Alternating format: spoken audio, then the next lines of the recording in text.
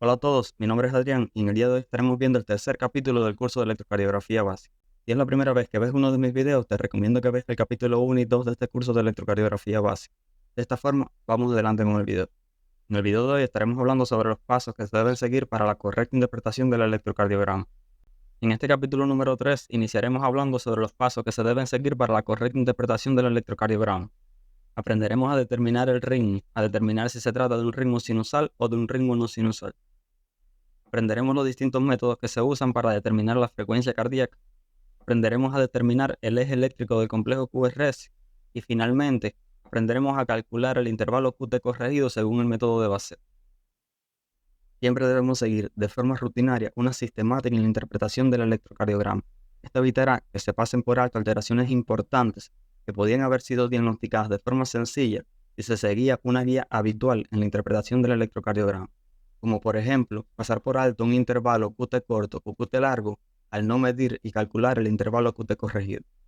Yo te muestro los parámetros esenciales que no pueden faltar en la sistemática de tu interpretación. De ti depende el orden específico en que los vas a utilizar, aunque esta guía, mi consideración, es la forma más lógica de hacerlo, para ir de lo más básico a lo más complejo.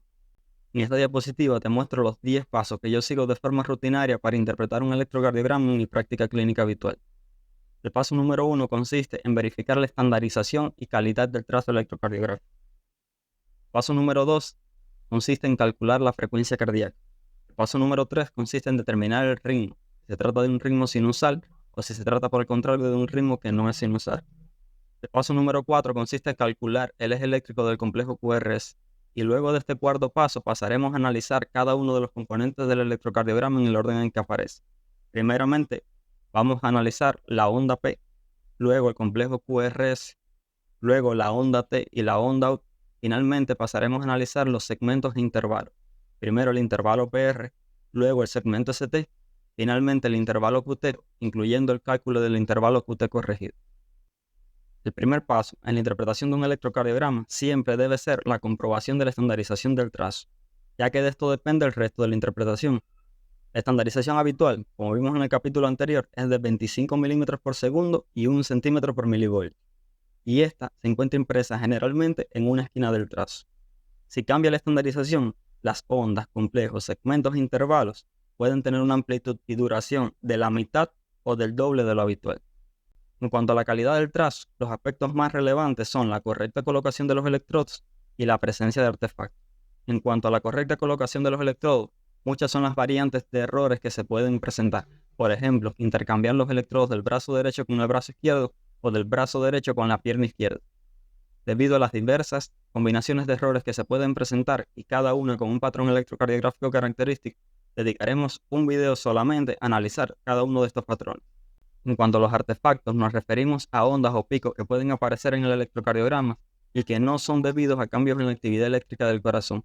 Las causas más frecuentes de artefactos son el temblor muscular, los electrodos sueltos, la interferencia por corriente alterna y la compresión torácica externa, cada uno con un patrón electrocardiográfico característico, como pueden observar en las imágenes.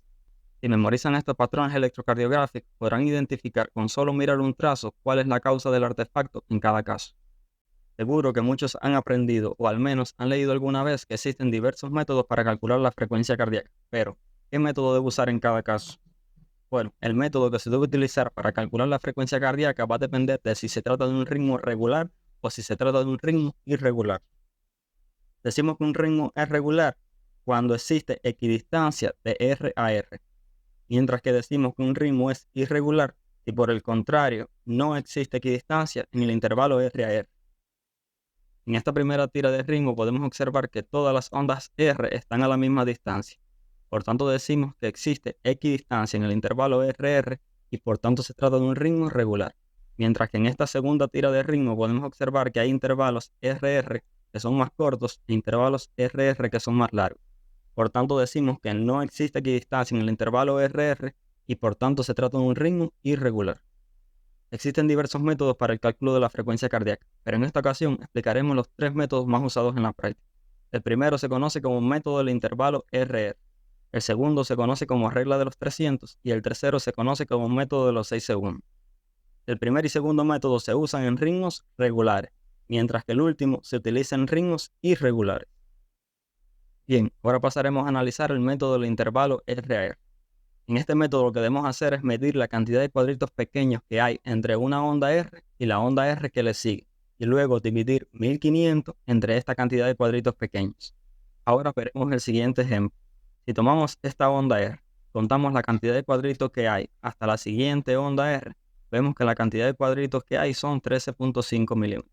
Por tanto, dividimos 1500 entre 13.5 y nos da 111. Por tanto, la frecuencia cardíaca en este trazo es de 111 latidos por minuto. Ahora pasaremos a analizar el segundo método, que se conoce como regla de los 300. Se calcula dividiendo 300 entre el número de cuadros grandes de 0,20 segundos que hay entre dos ondas R consecutivas. Esta división crea una progresión lógica de cifras que pueden memorizar.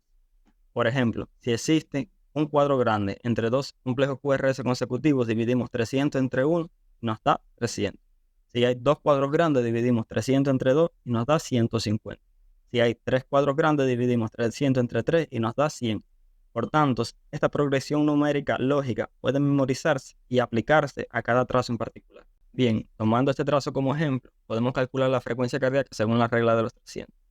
Vamos a tomar primeramente esta onda R para iniciar a calcular la frecuencia cardíaca.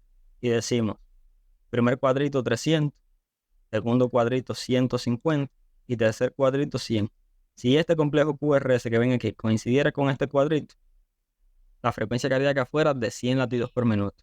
Pero como vemos, cae entre 100 y 150. Lo más común es que ocurra esto y que la frecuencia cardíaca no caiga exactamente sobre una de las líneas gruesas de los cuadros de 0,20 segundos. En este caso, ¿qué es lo que debemos hacer? Debemos calcular a cuánto equivale cada cuadradito chiquito de 1 milímetro en ese rango de frecuencia cardíaca. Si la diferencia entre 100 y 150 latidos por minuto es de 50 latidos por minuto y hay 5 cuadraditos pequeños, dividimos 50 entre 5 cuadraditos pequeños y nos da que cada cuadradito pequeño tiene un valor de 10 latidos por minuto. Como esta onda R no cae exactamente sobre la línea gruesa, sino que cae un cuadradito antes, debemos sumarle 10 latidos por minuto a la frecuencia cardíaca. Por tanto, sería 100 más 10. Y esto nos da que este trazo tiene una frecuencia cardíaca de 110 latidos por minuto. Si no entendieron este método, les recomiendo que vuelvan a ver este fragmento del video. En realidad es un método muy sencillo y aunque al inicio cueste un poco entenderlo, una vez que lo dominen van a ver que es un método muy rápido y es el que siempre van a usar en su práctica clínica habitual. Personalmente es el que uso siempre que tengo un trazo con un ritmo regular. Ahora pasaremos a analizar el método del intervalo de los 6 segundos. Este método se puede usar tanto en ritmos regulares como en ritmos irregulares, pero es el que se debe usar siempre que exista un ritmo irregular. Se calcula contando la cantidad de complejos QRS que hay en un intervalo de 6 segundos y luego multiplicándolo por 10. Por supuesto, si lo que queremos hallar es la frecuencia cardíaca en un minuto y contamos la cantidad de QRS que hay en 6 segundos y lo multiplicamos por 10, 6 por 10 es 60, ¿verdad? Por tanto, estaríamos determinando la frecuencia cardíaca en un minuto. Un periodo de 6 segundos contiene 30 cuadrados grandes de 0,20 segundos. Claro, si multiplicamos 30 por 0,20, esto nos va a dar 6 segundos. Ahora veremos este método en el siguiente ejemplo. Dijimos que debíamos contar 30 cuadrados grandes. De 30 cuadrados grandes de 0,20 equivalen a 6 segundos. Por ejemplo, comenzamos por aquí, por este cuadro, y comenzamos a contar 1, 2, 15, hasta llegar a los 30. Por tanto, este intervalo, desde aquí hasta aquí, tiene 6 segundos. Y ahora, ¿qué es lo que hacemos? Contar la cantidad de complejos QRS que hay dentro de esos 6 segundos. Contamos 1, 2, 3, 4, 5, 6, 7 y 8. Multiplicamos 8 por 10, 80, ¿verdad? Por tanto, nos da que la frecuencia cardíaca en este trazo es de 80 latidos por minuto. Noten cómo se trata de un ritmo irregular, ya que no existe equidistancia en los intervalos RAR.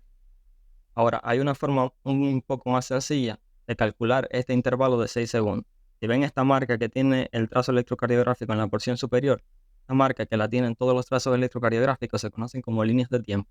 Y en la mayoría de los trazos están separadas en un intervalo de 3 segundos. Por tanto, si contamos dos líneas de tiempo consecutivas, es decir, de esta línea de tiempo a esta línea de tiempo hay 3 segundos y a la siguiente línea de tiempo hay 6 segundos. Y ya solo tendríamos que contar la cantidad de complejos QRS que hay en este tramo y multiplicarlos por 10 y tendríamos la frecuencia cardíaca en un minuto. Si no contamos un intervalo de 6 segundos, lo podemos hacer igualmente en un intervalo de 3 segundos y en lugar de multiplicar por 10, multiplicaríamos por 20. Ahora vamos a ver las características que debe cumplir un trazo para decir que el ritmo es sinusal. En esta diapositiva te muestro los 5 criterios que debe cumplir este trazo.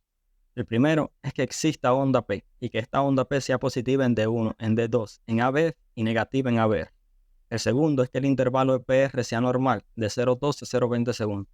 El tercero es que toda onda P sea seguida por un complejo QRS, o lo que es lo mismo, que todos los complejos QRS están precedidos de una onda P. El cuarto es que la frecuencia cardíaca sea normal, entre 60 y 100 latidos por minuto. Y el quinto es que el intervalo RR sea regular. Ahora vamos a analizar cada uno de estos criterios en este electrocardiograma en específico para determinar si se trata de un ritmo sinusal o por el contrario el ritmo no es sinusal. El primer criterio dice que debe existir onda P y que esta debe ser positiva en D1, en D2, en ABF y negativa en ABR. Si pasamos al trazo podemos observar que existe una onda P muy clara que precede al complejo QRS en D2 y que es positiva en D1, en D2, en ABF y negativa en ABR. Por tanto, cumple el primer criterio. El segundo dice que el intervalo PR debe ser normal y que debe estar entre 0,2 y 0,20 segundos. Si medimos el intervalo PR, vemos que mide 3 cuadraditos pequeños. Si multiplicamos 3 cuadraditos pequeños por 0,04, que es el valor en segundo de cada uno de estos cuadritos, nos da 0,12. Por tanto, el intervalo PR es normal y cumple el segundo criterio. El tercer criterio es que toda onda P debe ser seguida por un complejo QRS, por lo que es lo mismo que todos los complejos QRS están precedidos por una onda P. Si observamos y analizamos cada uno de los complejos QRS, podemos observar que todos están precedidos por una onda P en todas las derivaciones. Por tanto, cumple este requisito. El cuarto dice que la frecuencia cardíaca debe estar entre 60 y 100 latidos por minuto. Si calculan la frecuencia cardíaca con los métodos que aprendimos anteriormente, podemos determinar, utilizando el método de los 300, decimos 300, 150, 100, 75 y 60. Por tanto, la frecuencia cardíaca entra entre 60 y 75 latidos por minuto. Por tanto, cumple también ese criterio. Finalmente, el último criterio es que el intervalo RR sea regular. Si analizamos, existe equidistancia entre todas las ondas R, por tanto, cumple también este criterio. Por tanto, podemos decir que este electrocardiograma tiene un ritmo sinusal. Ahora vamos a pasar a analizar estos criterios en este segundo trazo. El primero dice que debe existir onda P y que esta debe ser positiva en D1, en D2, en ABF y negativa en ABR. Vemos que existe onda P y que efectivamente esta es positiva en D1, en D2, en ABF y negativa en ABR. Ahora pasamos al segundo criterio, que dice que toda onda P debe ser seguida de un complejo QRS o que todos los complejos QRS deben estar precedidos por una onda P. Y bueno, si observamos este complejo QRS, por ejemplo, vemos que no está precedido por onda P. Por tanto, este trazo electrocardiográfico evidentemente no tiene un ritmo sinusal. ¿Qué tiene este electrocardiograma en particular? Bueno, en el próximo video estaremos hablando sobre los bloqueos auriculoventriculares, cómo clasificarlos y cuáles son sus criterios diagnósticos. Una vez que vean ese video podrán identificar de una forma muy sencilla qué alteración electrocardiográfica posee este electrocardiograma en particular. Este tercer capítulo del curso de electrocardiografía básica vamos a dividirlo en dos partes. La primera parte llega hasta aquí y en la segunda parte estaremos hablando sobre cómo calcular el eje eléctrico del complejo QRS y cómo calcular el intervalo QT corregido.